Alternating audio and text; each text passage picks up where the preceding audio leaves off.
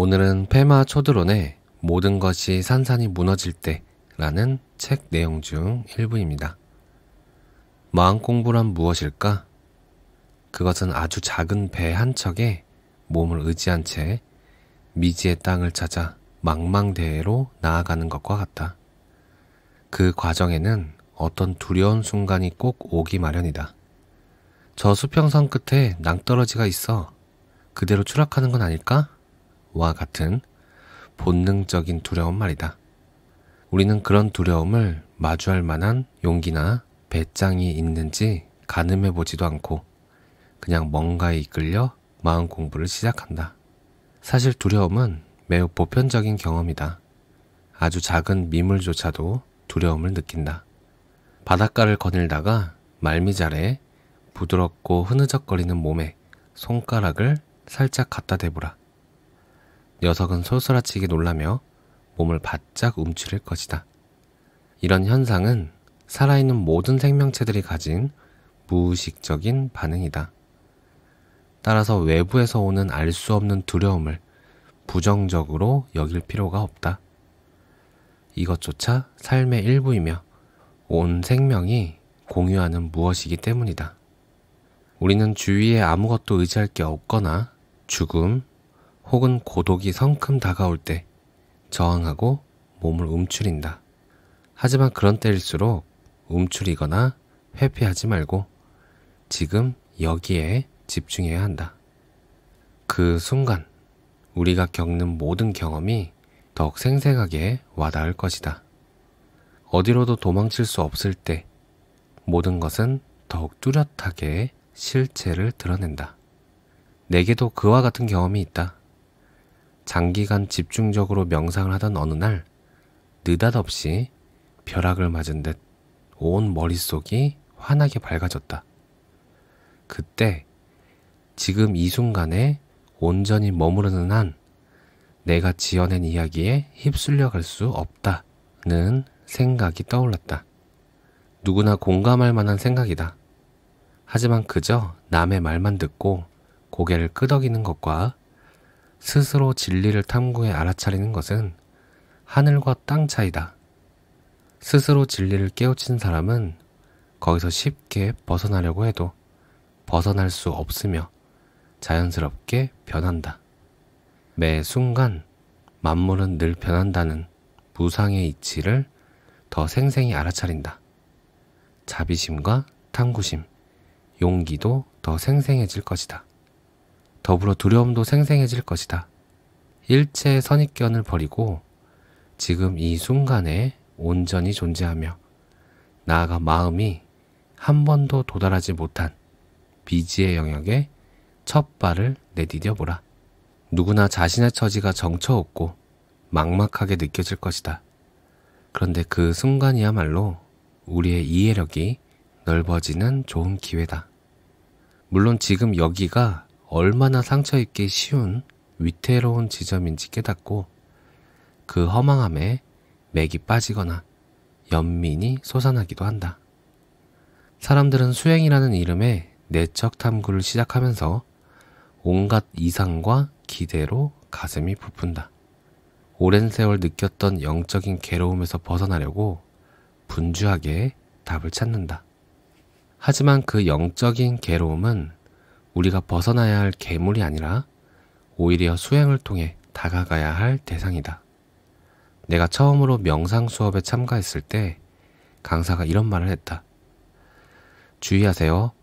온갖 짜증스러운 것들로부터 도망가는 게 명상이라고 생각해서는 안 됩니다.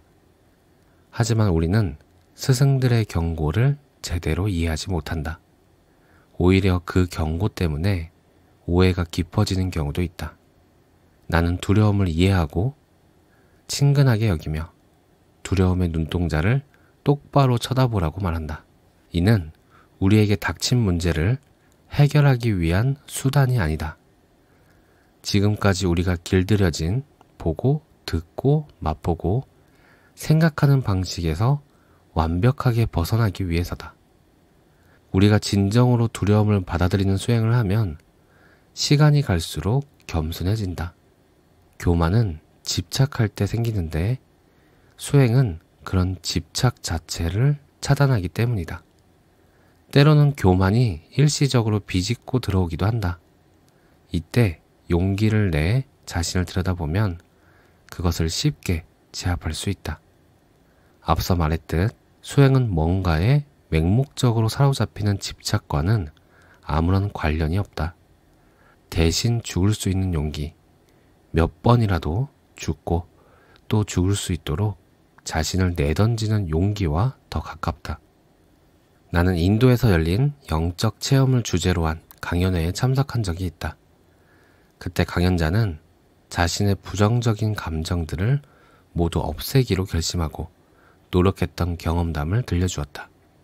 그는 분노와 탐욕, 게으름과 오만함을 모두 없애기 위해 고군분투했다. 그 중에서도 가장 없애고 싶었던 감정은 두려움이었다. 하지만 그를 지도했던 스승은 저항하는 마음을 중단하라고만 말했다. 스승의 말은 그의 귀에 하나도 들어오지 않았다. 늘 하는 뻔한 충고라고 여겼던 것이다. 아무리 달래도 그가 조언을 받아들이지 않자 스승은 다른 수단을 택했다.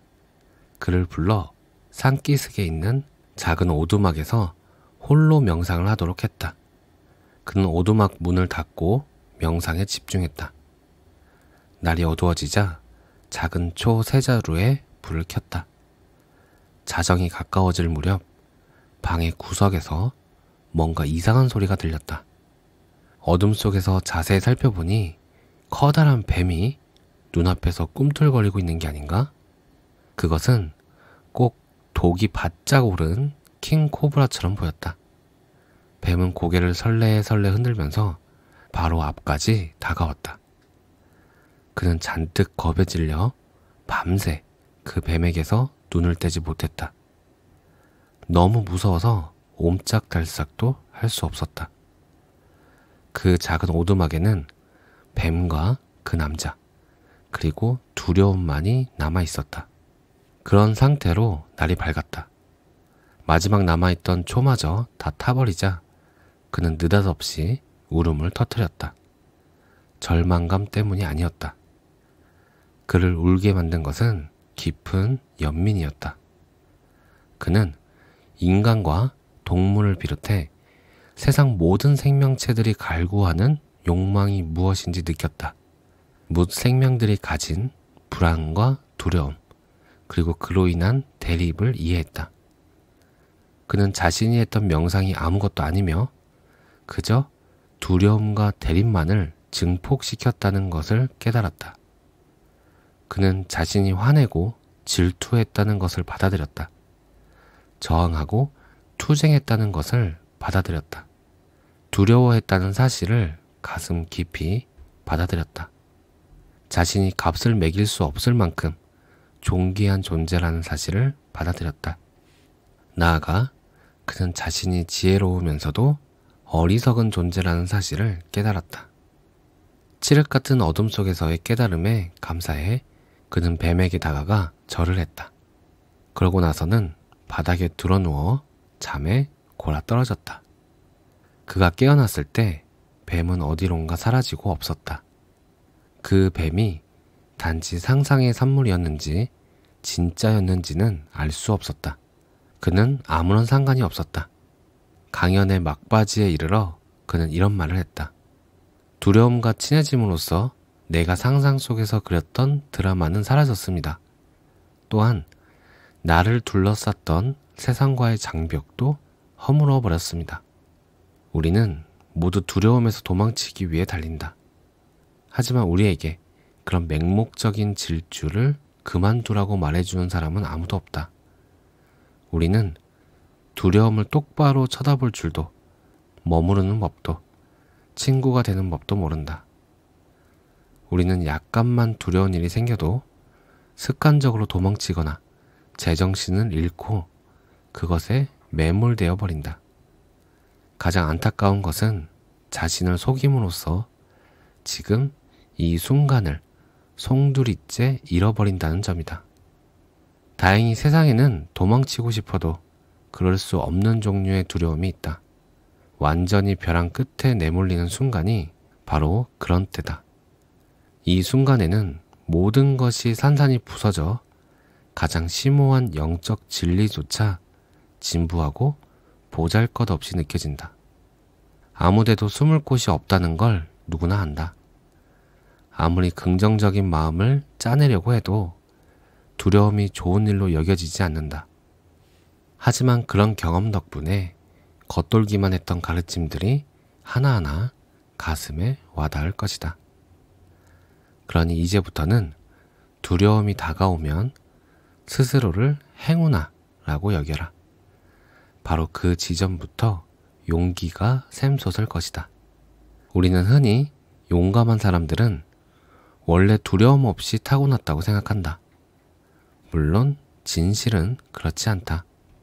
그들은 그저 두려움과 친한 사람들일 뿐이다.